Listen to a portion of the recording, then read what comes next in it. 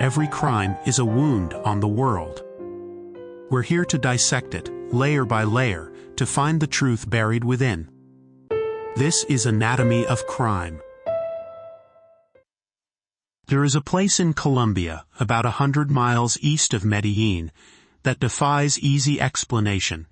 It was once a sprawling, 7,000-acre estate of impossible luxury, a monument to obscene wealth carved out of the jungle. It was called Hacienda Naples. It had a private airport, a bull ring, a personal go-kart track, a fleet of vintage and luxury cars, and more than a dozen artificial lakes. Grazing on its manicured lawns, like a scene from a fever dream, were exotic animals imported from across the globe. Elephants, giraffes, rhinoceroses, antelope, and, most famously, 4 hippopotamuses, 1 male and 3 females, purchased from a zoo in California. This was the personal Xanadu of Pablo Emilio Escobar Gaviria, a fantasy land built with blood money, a kingdom of kitsch, financed by an endless river of cocaine. Above the entrance gate, he mounted the very first plane he had used to smuggle drugs into the United States, a monument to his own criminal origins. But Hacienda Naples was more than just a home. It was a thesis. It was the physical manifestation of a man who had risen from the slums to become more powerful than the state that was supposed to govern him.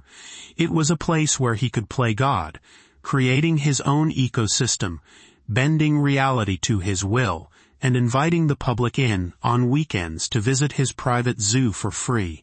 Yet, while Escobar relaxed by his colossal swimming pool and watched his hippos wallow contentedly in their private lake, the cities of Bogotá and Medellin were trembling. They were trembling from the shockwaves of car bombs that ripped through busy streets at rush hour, from the deafening crackle of assassins' machine guns cutting down judges, journalists, and presidential candidates in broad daylight. This is the central, terrifying paradox of Pablo Escobar. The man who built housing projects for families living in garbage dumps, who was hailed by thousands as a local saint, was the same man who ordered the bombing of a commercial airliner in mid-flight, murdering 107 innocent people in a failed attempt to kill a single politician. The man who was a devoted, almost obsessive father and husband was the same man who orphaned countless thousands of children. He was not merely a gangster or a drug lord in the traditional sense. For a time, he became a parallel state, a sovereign entity with its own army, its own intelligence network, its own foreign policy, and its own brutal form of justice. He did not seek to overthrow the Colombian government. He sought to own it, to bend it to his will, until the distinction between the elected state and his criminal enterprise ceased to exist. Today, on Anatomy of Crime, we dissect the anatomy of that entity. This is not the story of a single murder, but of a criminal enterprise, so vast and so violent it held an entire nation hostage. We will explore the anatomy of a narco-empire, how it was built from the social and economic decay of its time, how it was sustained through a masterful blend of populist charm and unspeakable terror, and the unprecedented international war that was required to finally bring it crumbling to the ground, one bloody brick at a time. To understand the empire, you must first understand the man and the world that created him. Pablo Emilio Escobar Gaviria was born on December 1, 1949, in Rio Negro, a small city in the shadow of Medellin. His father, Abel de Jesus Escobar Echeverri, was a cattle farmer, and his mother, Hermilda Gaviria Barrio, was a schoolteacher. It was a humble, rural upbringing, but from his mother he inherited a sharp intelligence, and from his surroundings, a fierce ambition. young Pablo was acutely aware of his family's modest social standing, and he burned with a desire to transcend it. He told his cousins that if he hadn't made 1,000,000 pesos by the time he was 30, he would kill himself. It was a vow born of a deep-seated insecurity and a hunger for status that would define his entire life. His criminal career began, as it often does, with small-time hustles in the streets of Medellin. He and his cousin, Gustavo Gaviria, who would become his lifelong business partner, started with petty scams. There are stories, perhaps apocryphal, but certainly illustrative, that they stole tombstones from the local cemetery, sanded off the inscriptions, and resold them. They moved on to selling contraband cigarettes and fake lottery tickets. Their first significant step up the criminal ladder was into the world of auto theft. They didn't just steal cars. They built a sophisticated operation, stealing vehicles, stripping them for parts, or creating fake documents to sell them whole. But it was in the violent world of Medellin's criminal underworld that Escobar began to truly distinguish himself. He became an enforcer, a bodyguard for smugglers, learning the brutal calculus of power in a city where life was cheap and a pistol was the ultimate arbiter of disputes. The pivotal moment in his early career came in 1971. Escobar and his gang kidnapped a wealthy industrialist named Diego Echeverria Mises. Echeverria was a well-known and widely disliked figure in Medellin for his tough business practices. After a ransom of $50,000 was paid, Echeverria was found strangled to death. Escobar, far from hiding his involvement, allegedly let it be known that he was responsible. In the slums of Medellin, where Echeverria was reviled, the act turned Escobar into a local hero, earning him the nickname El Doctor. It was a formative lesson. Violence against the rich and powerful could earn you respect and loyalty from the poor. He had learned that fear and popularity were not mutually exclusive. They were two sides of the same coin. The stage for his meteoric ascent was set in the 1970s. At the time, the dominant drug trade in Colombia was in marijuana, with established roots to the voracious American market. But a new, far more profitable product was emerging from the jungles of Peru and Bolivia. Coca paste, this crude, putty-like substance, when refined through a chemical process, became cocaine hydrochloride, a fine white powder that could be sold for astronomical prices on the streets of Miami and New York. A kilogram of marijuana might make a smuggler a few $100s in profit. A kilogram of cocaine could make them tens of thousands. Escobar, with his sharp business instincts, saw the future. He and the criminal class of Medellin were perfectly positioned to seize this opportunity. They had the smuggling expertise, the tolerance for risk, and the utter ruthlessness required. He didn't invent the trade, but he revolutionized it. He industrialized it, along with a new class of traffickers, including the Ochoa brothers, Jorge Luis, Juan David, and Fabio, who came from a wealthy ranching family, and the eccentric, brilliant, and deeply disturbed Carlos Leder Rivas. He formed what would become known as the Medellin Cartel. This was not a formal, hierarchical organization like the Sicilian Mafia, with a single don giving orders. It was a loose federation, a criminal consortium of independent traffickers who cooperated to fix prices, share intelligence, and, most importantly, pool their resources for protection and violence. Pablo Escobar, through his ambition and his capacity for brutality, quickly became its undisputed first among equals. The anatomy of their operation was a marvel of criminal logistics. The supply chain began with the cocaleros, the peasant farmers in the Andean highlands of Peru and Bolivia, who grew the coca leaf. The cartel paid them far more than any legitimate crop ever could, making them willing partners. The leaves were processed in rustic jungle labs into coca paste. From there, small planes would fly the paste to massive, factory-like complexes hidden in the Colombian wilderness. Here, under the supervision of chemists, the paste was washed with chemicals like ether and acetone to refine it into pure cocaine. The scale was staggering. One massive complex discovered by Colombian police, named Tranquilandia, had 19 separate laboratories, its own water and electrical systems, and could produce several tons of cocaine per week. Once the product was ready, the true logistical genius of the cartel came into play.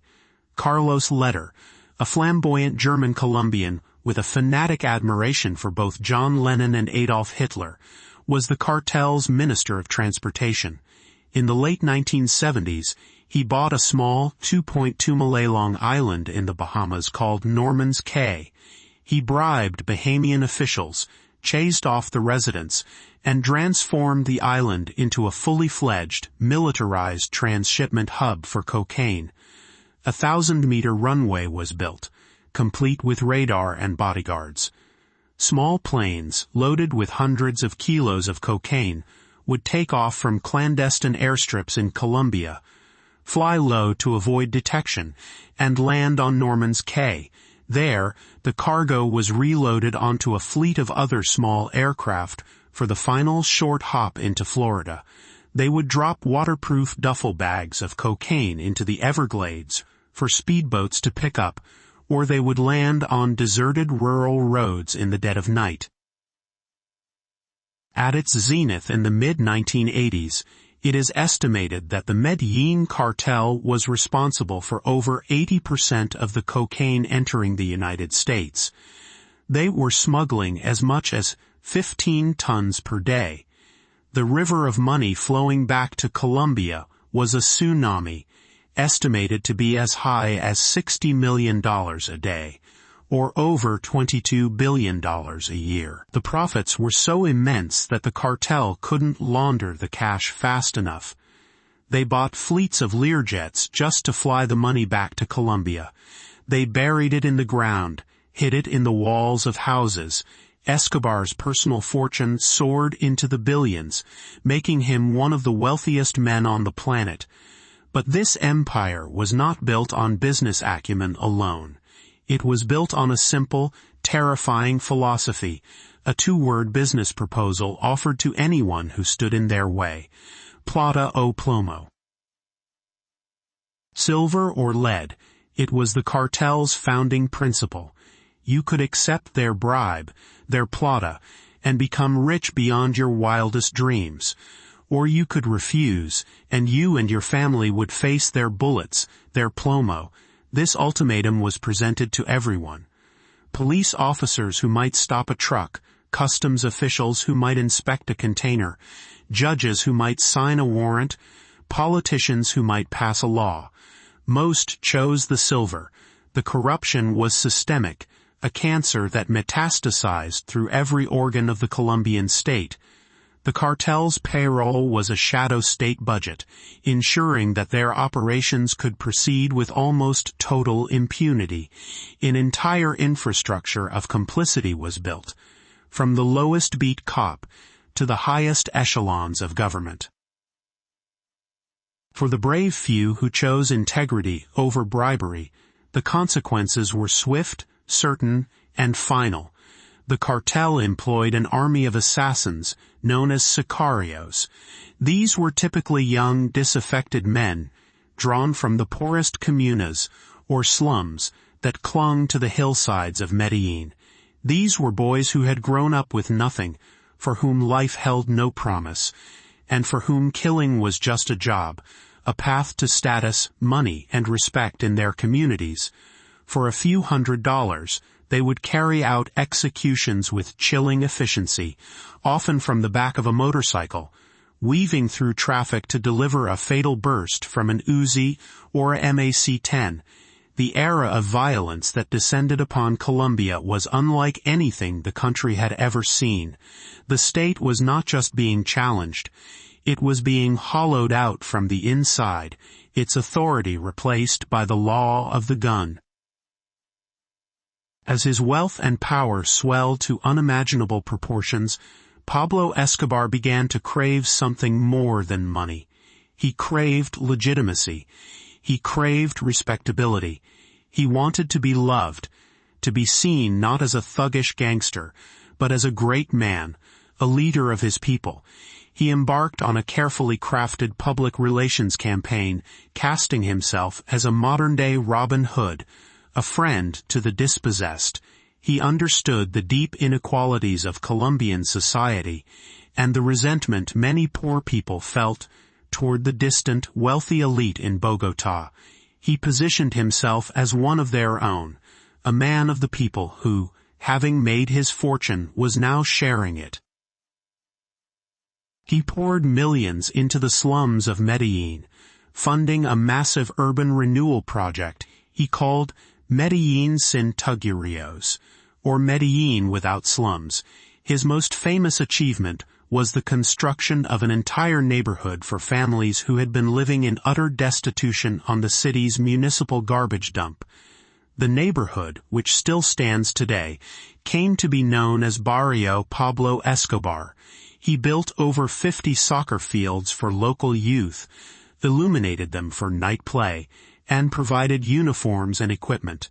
He sponsored community events, handed out cash to anyone who approached him on the street, and funded health clinics. To thousands in Medellín, he was not a narco-terrorist. He was El Patron, the boss, or more intimately, Don Pablo, a benefactor who provided the homes, jobs, and dignity the government never had. This philanthropy was not merely an act of ego. It was a strategic masterstroke.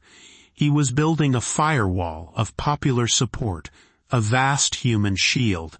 He created a network of eyes and ears in the very communities the police would need to penetrate to get to him.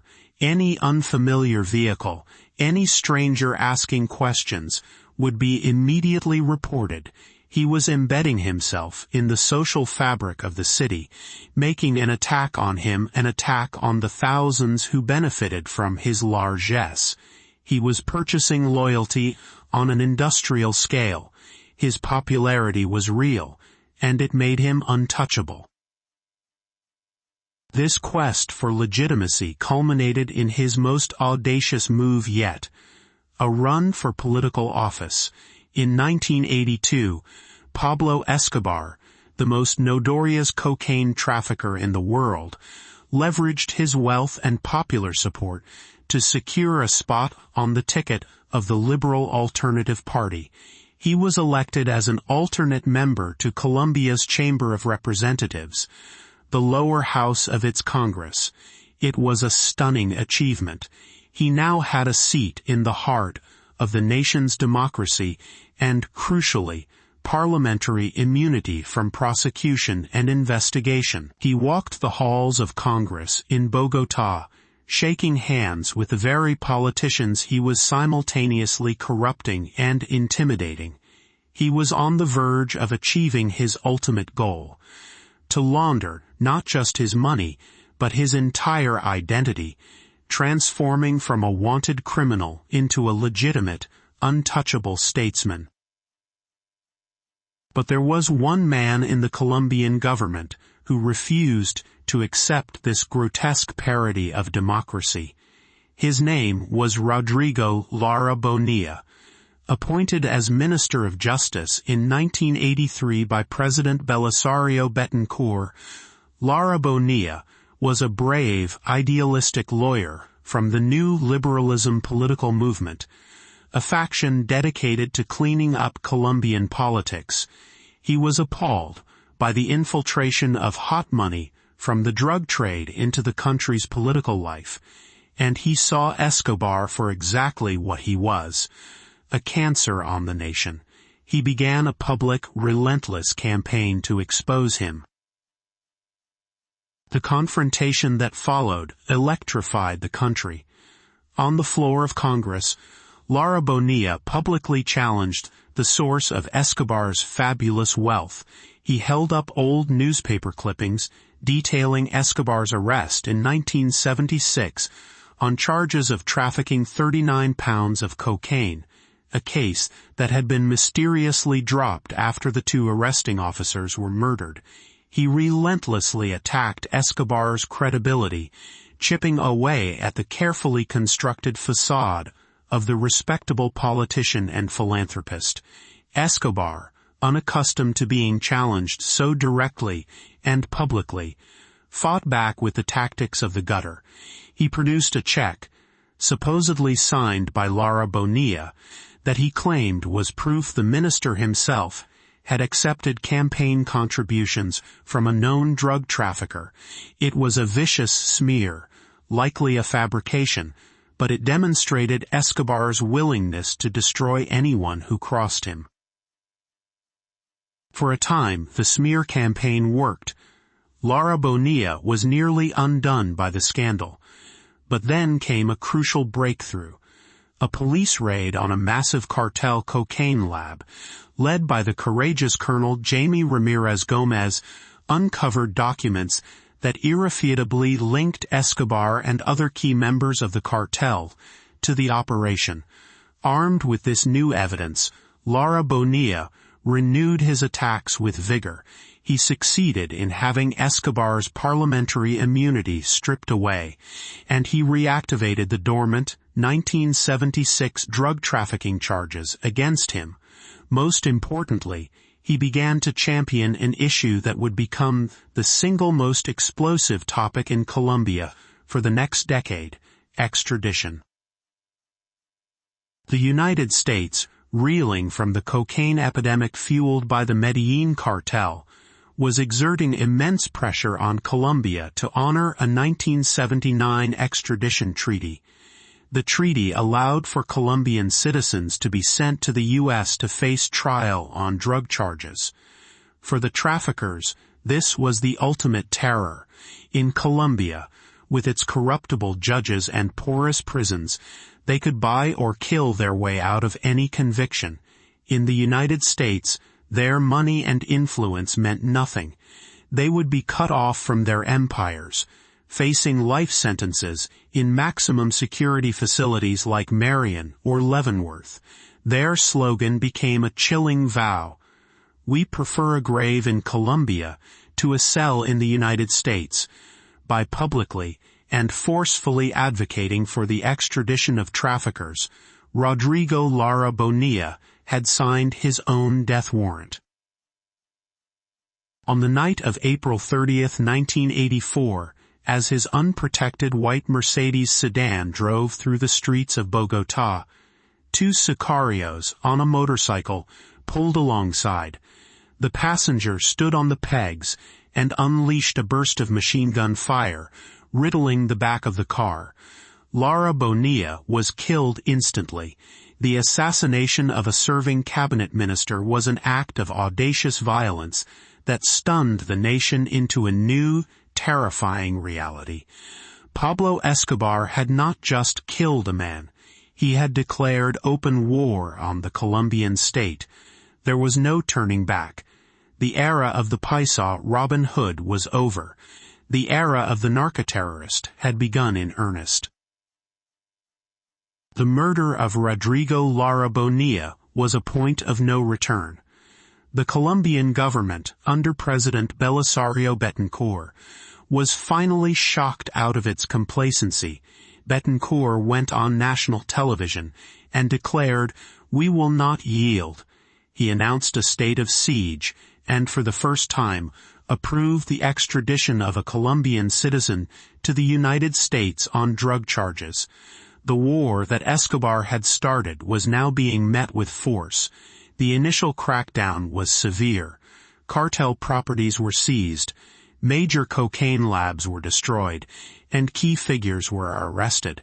Escobar and the other leaders of the Medellin cartel, now known as the extraditables, were forced to flee. finding temporary refuge in Panama under the protection of dictator Manuel Noriega. From exile, they attempted to negotiate. In a stunning display of their perceived power, the cartel leadership sent a proposal to the Colombian government via a former president. They offered to pay off the entire national debt, a sum of more than $10 billion, dismantle their cocaine businesses, and provide information on other traffickers in exchange for full amnesty and a constitutional amendment banning extradition. The government, under intense pressure from the United States, refused. For Escobar, the message was clear. There would be no peaceful resolution. The only way to defeat extradition was to terrorize the state into submission. When they returned to Colombia, they did so with a singular, violent purpose. The cartel unleashed a wave of targeted assassinations against anyone who dared to uphold the law. In July 1985, Judge Tulio Manuel Castro Gil, who was investigating the financial network of the cartel, was gunned down in Bogotá. The Supreme Court, which was tasked with ruling on the constitutionality of the extradition treaty, became a primary target. Several of its members received death threats. Then, in November 1985, came one of the most traumatic and controversial events in modern Colombian history. Guerrillas from the leftist M19 movement stormed the Palace of Justice in Bogotá, home to the Colombian Supreme Court. They took hundreds of hostages, including most of the Supreme Court justices. A bloody 28-hour siege ensued as the army laid siege to the building with tanks and heavy weapons. By the time it was over, the Palace of Justice was a smoldering ruin. Over 100 people were dead, including 11 Supreme Court justices. It was later credibly alleged by surviving M19 members and Escobar's own associates that the M19 had been paid $1 million by Pablo Escobar to storm the palace. His motive was chillingly simple. The Supreme Court was on the verge of approving the extradition treaty.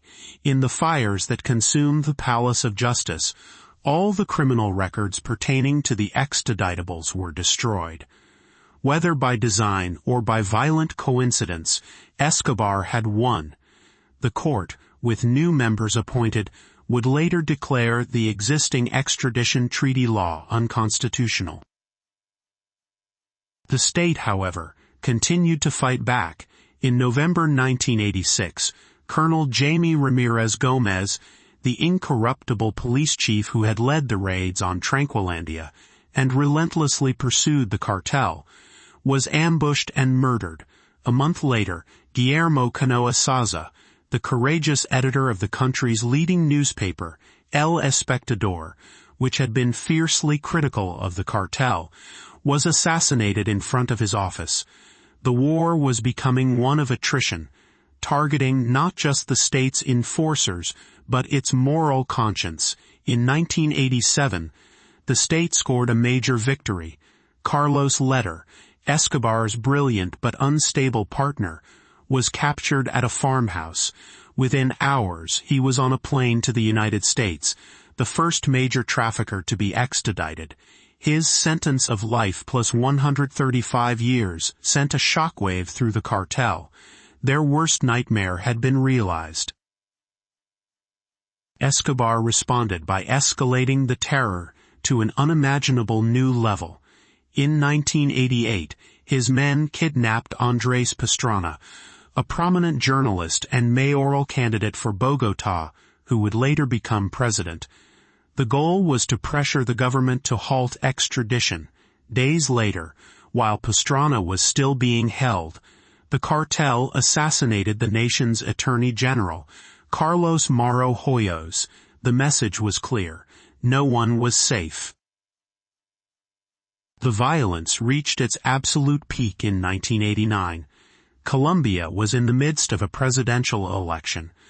The leading candidate was a charismatic senator named Luis Carlos Galán, a protege of the slain Lara Bonilla. He was fearless, incorruptible, and his entire platform was built around crushing the cartels and reinstating extradition by popular vote. He was drawing enormous crowds and was the clear favorite to win. For Escobar, Galán represented an existential threat. On August 18, 1989, while climbing the steps to speak at a campaign rally in the town of Socha, assassins hired by Escobar opened fire with machine guns. Galán was hit 5 times and died shortly after. The assassination of a leading presidential candidate was a direct assault on the very heart of Colombian democracy. The government, now led by President Virgilio Barco, responded with an all-out offensive. But Escobar and the cartel met force with even greater force. The months that followed Galán's murder were the bloodiest in Colombia's modern history. On September 2nd, a massive truck bomb exploded outside the headquarters of El Espectador newspaper, injuring dozens. On November 27th, the cartel executed one of its most infamous acts of terrorism. Believing that Galán's political successor, Cesar Gaviria, would be on Avianca Flight 203 from Bogotá to Cali, they had a young man, duped into believing he was carrying a recording device, bring a bomb on board. Gaviria, providentially, was not on the plane, but 107 other people were. 101 passengers and 6 crew members. The bomb detonated in midair over the mountains near Bogotá. The plane disintegrated. There were no survivors. It was an act of pure, indiscriminate mass murder, targeting civilians to achieve a political goal. Just 9 days later, on December 6th, the terror reached its crescendo. A massive bus bomb, packed with over 1,000 pounds of dynamite, was parked by a sicario near the headquarters of the DAS, Colombia's main intelligence agency, in downtown Bogotá during morning rush hour. The explosion was immense. It ripped a crater 30 feet wide, leveled several city blocks, killed 70 people, and wounded over 600. Pablo Escobar was no longer just fighting the state, he was holding the entire civilian population hostage. The message was unmistakable. No one and nowhere was safe. He could strike anywhere, anytime. He was willing to burn the entire country to the ground to avoid a prison cell in America. The relentless campaign of narco-terrorism had pushed the Colombian state to the brink of collapse. The public was terrified, the economy was in shambles, and the political establishment was deeply divided on how to proceed. Cesar Gaviria, the man Escobar had tried to kill on Avianca Flight 203, won the presidential election in 1990. While publicly committed to fighting the traffickers, Gaviria's administration adopted a more pragmatic and deeply controversial approach. They extended an olive branch, offering the cartel leaders a deal. If they surrendered and confessed to at least one crime, they would be guaranteed no extradition to the United States. Furthermore, they would serve reduced sentences in Colombian prisons. To many in Colombia and in the United States, it looked like a capitulation, a surrender to terrorism. But for the war-weary government, it was a desperate attempt to stop the bleeding. In 1991, Pablo Escobar, along with the Ochoa brothers and other top lieutenants, accepted the offer. But he did so entirely on his own terms. He would not go to a standard government prison. Instead, through his lawyers, he negotiated the right to design and build his own. The facility, located on a fog-shrouded mountain slope overlooking his native Medellin, was called La Catedral, the cathedral. It was less a prison and more a fortified luxury resort, a criminal's country club. La Cathédrale had a jacuzzi, a private gym, a billiard room, a bar, a waterfall, and a full-size soccer field where he hosted matches with stars from the Colombian national team. He had a telescope through which he could look down upon the city he controlled, and, more importantly, the homes of his wife and children. He handpicked his own guards from his own network of loyal sicarios. The Colombian army was tasked only with securing a perimeter several miles away, and they were strictly forbidden from entering the facility itself. From inside his gilded cage, Escobar continued to run his multi-billion-dollar cocaine empire with impunity. He held lavish parties, received a constant stream of visitors, business associates, prostitutes, family members, and ordered executions. The surrender was a farce, a national humiliation for the Colombian government. Escobar had not been imprisoned. He had simply relocated his headquarters to a more secure location, paid for by the very state he had terrorized. For 13 months, this surreal arrangement continued, but Escobar's hubris, his belief that he was above all laws, would be his undoing.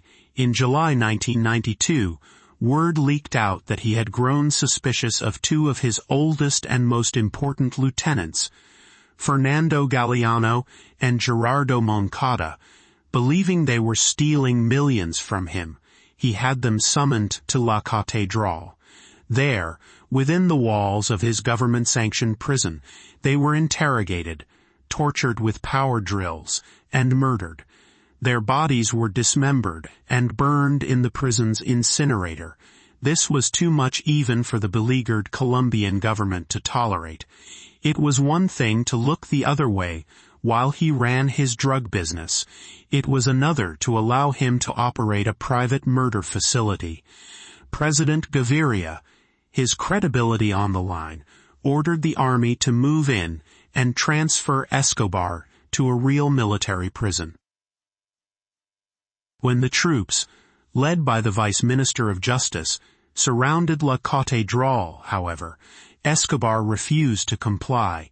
He took the Vice Minister and another official hostage. In the ensuing confusion and standoff, Pablo Escobar, dressed in a simple tracksuit, slipped out a back gate that had been poorly guarded, walked down the mountainside through the fog, and vanished into the night. His escape was the final straw. The Gaviria government, its credibility in tatters, resolved that this time there would be no more deals, no more negotiations. The hunt for Pablo Escobar was on, and it would be a fight to the death. The manhunt that followed Escobar's escape from La Cathédrale was one of the largest and most intense in modern history. The Colombian government created a new elite unit of the national police with a single explicit mission: to find and kill Pablo Escobar. They were called the Search Bloc, or Bloc de Búsqueda. They were hand-picked for their integrity and bravery, a force of roughly 600 men, trained in counter-terrorism tactics by the U.S. Army's Delta Force and equipped with the latest American surveillance technology. The United States, through the CIA, the DIA, and the military's Joint Special Operations Command, provided extensive intelligence support. A team of intelligence specialists from a unit known as Centra Spike was deployed to Colombia, bringing with it sophisticated electronic eavesdropping capabilities that could trace radio and telephone transmissions. The hunt was no longer just a Colombian affair. It was an international military operation.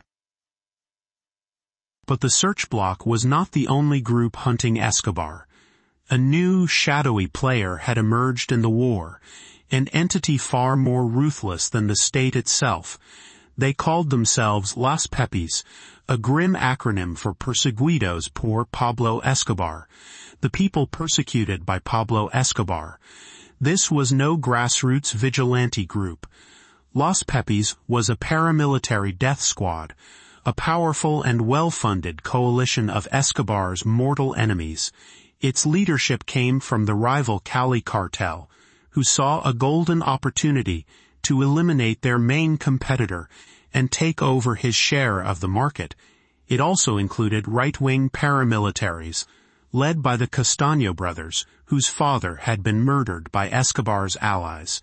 And most significantly, its ranks were filled with many of Escobar's own former top associates who had been betrayed or cast aside. Led by his one-time chief of security, Diego Murillo Bejarano, known as Don Berna. Los Pepis waged a campaign of terror that mirrored, and in some ways surpassed, Escobar's own brutality. They did not have the technology to track Escobar directly, so they attacked the pillars of his empire. They systematically destroyed his property, bombing his collection of vintage cars and setting fire to his country estates. They methodically assassinated his lawyers, his accountants, his front men, and his top sicarios. They targeted his family members, killing their associates and bombing their homes, forcing his wife and children into hiding. Los Pepis left signs on the bodies of their victims, proudly claiming responsibility. The streets of Medellin became a three-way war zone. The Colombian government and its American allies maintained a public distance from Los Pepis, officially condemning their actions. But behind the scenes, a murky and morally compromised collaboration was underway. Los Pepis, through their own intelligence networks, knew exactly who worked for Escobar. They would provide anonymous tips to the search block, pinpointing the location of Escobar's assets or key personnel. The search block would conduct a raid, and if the target wasn't there, Los Pepis would move in afterward to kill them or their family. In effect, the state was tacitly allowing one group of violent criminals to dismantle the organization of another. It was a devil's bargain, an alliance born of desperation, but it was incredibly effective. Caught between the high-tech pursuit of the search block and the savage, street-level violence of Los Pepis, Escobar's world began to shrink at an astonishing rate. One by one, his key lieutenants were either killed or they surrendered to the authorities, preferring a prison cell to the certainty of being hunted down by Los Pepis. His financial network was in ruins. His communication systems were compromised. He could no longer trust anyone. The man who had once controlled a vast empire was now a paranoid fugitive, constantly on the move between humble safe houses in Medellin, often accompanied only by a single, loyal bodyguard, Alvaro de Jesus Agudelo, known as El Limón. The Paisa Robin Hood was gone. The powerful politician was a distant memory. He was now just a man on the run. The final element of the strategy was to completely isolate him from his family. His wife, Maria Victoria Henao, his son, Juan Pablo, and his daughter, Manuela, were his one true emotional vulnerability. He doted on them, and their safety was his paramount concern. In late 1993, the family tried to flee Colombia, seeking asylum in Germany, but they were refused entry and sent back. Upon their return, the Colombian government placed them under official protection in the Hotel Tequendama in Bogotá. They were not prisoners, but they were not free to leave, and their every move was monitored. This was the final checkmate. Escobar was now completely alone, and his only contact with the family he loved was by telephone. He knew with absolute certainty that the authorities were listening, that every call was being traced. But his desperation to speak with his son, to hear his voice, began to override his legendary caution. On December 2, 1993, the day after his 44th birthday, Pablo Escobar was hiding in a modest, middle-class house in the Los Olivos neighborhood of Medellin. He made a series of phone calls to his son at the hotel in Bogotá. He was emotional, trying to reassure Juan Pablo that everything would be all right, trying to maintain the fiction that he was still in control. A team from the search block, led by Colonel Hugo Martinez and using the American-supplied radio triangulation equipment, listened in. The first calls were too short to get a precise fix. The technology needed a sustained transmission of several minutes to zero in. But then, in a final, fatal lapse of discipline, driven by a father's need to connect with his son, Escobar stayed on the line for more than 5 minutes. That was all they needed. The search block commandos swarmed the street. As they kicked down the door, Escobar and his bodyguard, El Limón, were caught completely by surprise. They returned fire as they scrambled out a back window and onto an adjoining rooftop, trying to escape across the red tiles of the barrio. El Limón was cut down by a hail of bullets from the street. Escobar, overweight and slowed by years of inactivity, was an easy target against the sky. He was hit in the leg and the torso, and he fell.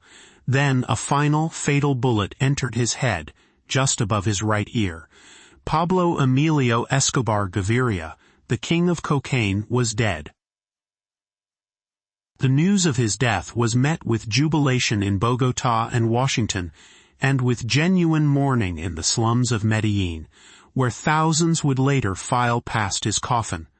Photos of the triumphant smiling search block soldiers posing with Escobar's bloody corpse were splashed across the front pages of newspapers around the world.